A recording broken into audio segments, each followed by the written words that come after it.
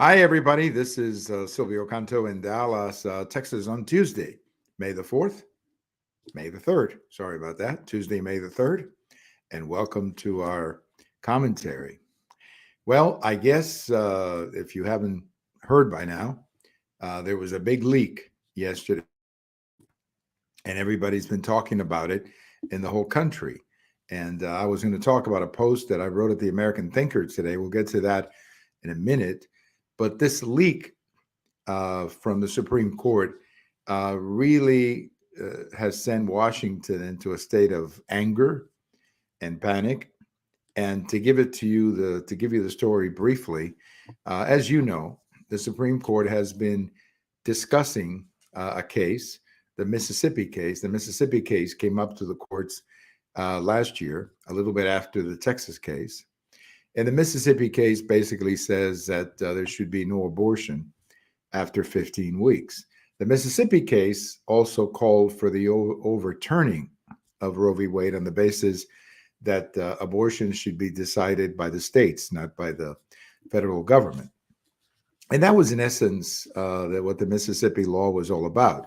In between the leak and the presentation of the Mississippi case, you had other states like Texas and others write abortion laws. For example, Oklahoma just wrote one. Florida just passed one very similar to the one in Texas, and of course, Texas. And these abortion laws and different types of abortion laws, we call it the heartbeat here in Texas and Florida, is somewhat similar. In Oklahoma, it's a little bit more strict. But all of these abortion laws were written by state legislatures. And in the case of the Texas abortion law, it went to several times to several challenges, and it survived challenge after challenge after challenge. So everybody was expecting that the Supreme Court would be writing an opinion about abortion sometime this spring, or in probably May or June, as they usually write these things or publish these things. And I think a lot of people like myself, and I've mentioned this several times on the podcast as well as the video cast, that I've many times have said that I was pretty convinced that the Supreme Court was going to, at the very least, say that states had the right to regulate abortion, either heartbeat as here in Texas or 15 weeks as in Mississippi, whatever the case may be. But the Supreme Court was going to return the regulation of abortion to the states the way it was before Roe v. Wade. Now, I also said in many of these presentations that I felt there was also an opportunity or a possibility that the court could say the states can regulate abortion, but you have to have a window. You have to have a window for women who want to have an abortion, sort of a compromise, if you will, between regulating abortion, but at the same time leaving a window in every state for a woman to have an abortion if she wanted to have one. And that's kind of where it stood here for several months as we were waiting for the Supreme Court to issue their opinion. Well, everything changed yesterday because there was a leak of the opinion. The opinion was written apparently by Justice Alito. Justice Alito is one of the very best justices in the Supreme Court. He was selected to the court by President George W. Bush, an excellent justice to say the least. And Justice Alito, according to this opinion that was leaked, was writing the majority opinion, 5-3 decision, basically saying overturning Roe v. Wade on constitutional grounds, simply saying the federal government there's nothing in the Constitution that says the federal government regulates abortion, and it should go back to the states the way it was before Roe v. Wade. Now, 5-3 means that there's a justice who has not made up his mind, and many people believe that is Justice Roberts, who apparently wants to have it both ways. He wants to say that the Mississippi law should be approved, meaning the 15 weeks, but he wants to leave that window that I was talking about before. I don't know, but it appears that Justice Roberts is sort of taking a middle ground. But you've got 5 votes, which is all you need to overturn Roe v. Wade. And apparently that's the way was looking at this thing. And then there was a leak. Now, the leak in itself is atrocious, and whoever did it should be prosecuted. However, they do this in the Supreme Court. To my knowledge, there has never been a leak like this in the history of the Supreme Court. We've grown accustomed to leaks in the country. We have leaks for everything. I'm sure you remember the Russia investigation of President Trump, when there was a leak all the time, or even during the impeachment of President Trump, there were leaks all the time. Leaks have almost become second nature now in Washington, D.C., and they happen all the time. But in this case, we're talking about the leak of a Supreme Court opinion, something that had never happened before and hopefully will never happen again. So whoever did this has to be prosecuted completely, and I understand the penalties will be very severe. But actually, whoever did this was obviously interested in creating a certain political movement out there, or creating a certain amount of commotion, political commotion out there, to go against the Supreme Court, maybe try to intimidate Supreme Court justices by saying, look, we're going to demonstrate, or we're going to do this. You've already seen demonstrations in front of the Supreme Court, people screaming at the court and calling them all kinds of obscenities. But I just don't think it's going to work. I don't think it's going to work. First of all, I'm assuming that this opinion is the right one, meaning it is not just a draft, but the one that would eventually be released. And the reason I say that is because several people, a heck of a lot smarter than me, have actually read the opinion, or the draft, or whatever you want to call it, and say that it sounds exactly the kind of opinion that Justice Alito, would write. So I think it's probably correct. The opinion is probably true, or at least the will be eventually released by the Supreme Court. So I think they're trying to intimidate the court. I also think that there may have been some coordination here, which is very unfortunate.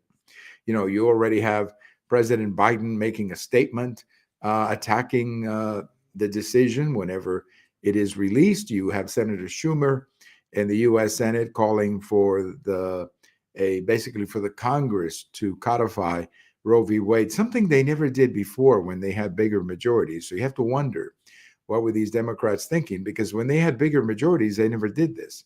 And they've had 50 years to do it, but simply never took the time to codify Roe v. Wade, which would have made it a lot more difficult for the Supreme Court to overturn it. So where we are right now is that we have the draft of an opinion that appears to be legitimate.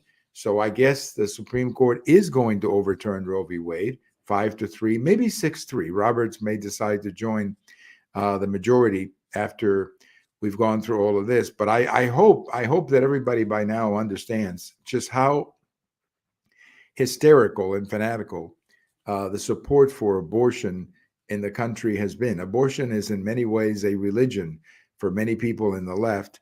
And for them, abortion is the end of women's rights. I mean, if you do away with abortion, it's the end of civilization for women's rights, which is, of course, pretty stupid to believe that, but that's what they believe. And they believe that abortion is all about choice. Of course, that choice apparently doesn't apply to the little girls who get aborted, who never have an opportunity to have a choice. So no matter how you slice this thing, I think it's very, very difficult what happened, and what happened. We should never have these incidents where Supreme Court opinions are leaked to the media. That's not what the court is about. And I hope that Justice Roberts will act very quickly, because this is going to create a lot of problems within the court. Obviously, whoever leaked this information had his or her hands on this Supreme Court opinion.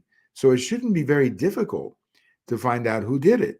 I mean, it's not like this is seen by hundreds of people. I mean, I don't know the exact number, but I'd be surprised if more than 20 people have seen that opinion. Obviously, the justices have seen the opinion. They've read it, obviously. Obviously, the clerks, the law clerks, the people who work directly with the justices, they've seen the opinion, but because in many cases, they're the ones who do the research for the opinion. And then there may be other people in administrative positions who've seen it, but it cannot be more than 20 people, maybe 25, maybe 30, I don't know. But the point is that it shouldn't be that difficult to identify each person who saw this and try to see how you prosecute that person. And this person should be prosecuted. This is unacceptable behavior from someone who works in the Supreme Court. So this is one of those stories that is going to go on for a while. I mean, this is not ending. And I think the reaction to the opinion and the people in the streets and everything else is going to go on for a while. Abortion was one last connection, if you will, to the left. And if you take away abortion, you don't really take it away, but if you send it back to the states, what you would have then is a lot of different states with a lot of different interpretations of abortion. You already see states that are writing up abortion legislation to basically have unconditional abortion. And then you're seeing other states that are going in the other direction where abortion would be a lot more difficult. But my bottom line is that this is what the states should do. This is why we have states. This is why we have legislatures in the states, so that people can have these debates in the states. And for me, the most disappointing thing about Roe v. Wade, for the last 50 years, the public, the legislatures were not really allowed to debate abortion because of this so-called women's right to choose that highlighted everything and did not give individual states the opportunity to settle this or compromise on the question of abortion, as is the case in most countries. In most countries, if you look around the world, most of the countries that have abortion have a, let's say, 12-week or 15-week limit or something like that on the abortion. And that's the result of a compromise in their legislature between people who want abortion and then people who say there ought to be a limit. We never had that in the United States. And in many ways, that was because of Roe v. Wade. So we'll see where this goes. I'm happy. I will be very happy if abortion has finally been put to an end. I guess we're not going to know until the opinion is officially issued by the court, but it looks like it probably will be. And maybe Chief Roberts should immediately release the official opinion just to settle the issue, because having this opinion sit around for a couple of weeks while we wait for them to publish it is probably politically a very difficult thing to do. But whoever did this at the court, should be prosecuted, because that's what you do with people who act in this fashion. Well, I told you that I have a post over at the American Thinker today talking about public education, expanding on the idea that public education is failing the parents, and you have more and more parents moving away from public education and going into homeschooling or charter schools or private schools. Catholic schools are doing quite well, and this is because the parents are very unhappy with public education. That's a very sad thing, because I think public education for a long time was a hallmark of the United States. But here recently, it's become very politicized, a lot of the things that we're telling our kids in school, and it has done a lot of harm to public education. And I think the public is finally fed up with the whole thing. I wanted to say one thing. There's some talk about election integrity, and I think that's something we're going to have to deal with. We'll get into it more in another commentary, but the public have got to know that the elections are clean. And right now, with the introduction of social media and all of that happening, like we saw in 2020 with Hunter Biden and Twitter, and with Martin Zuckerberg of Facebook and the allegations that he spent money to get Biden elected, I think all this stuff has to be cleared up, because the public needs to know that the elections are clean. And I think there's a lot of doubt out there as to whether or not they are clean. And that has to stop. On this day, we always like to do this, on this day in 1649, Machiavelli was born, Niccolo Machiavelli. He's the man who wrote that book, The Prince, a book that became a real, if you will, tablet or real procedural book, I guess, for people to stay in power. And the book, The Prince, is a difficult book to read.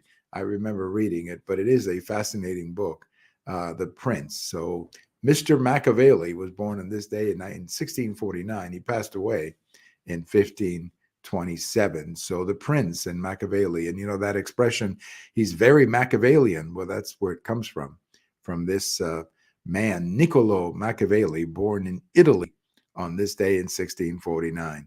Well, thank you for listening. This is Silvio Canto in Dallas.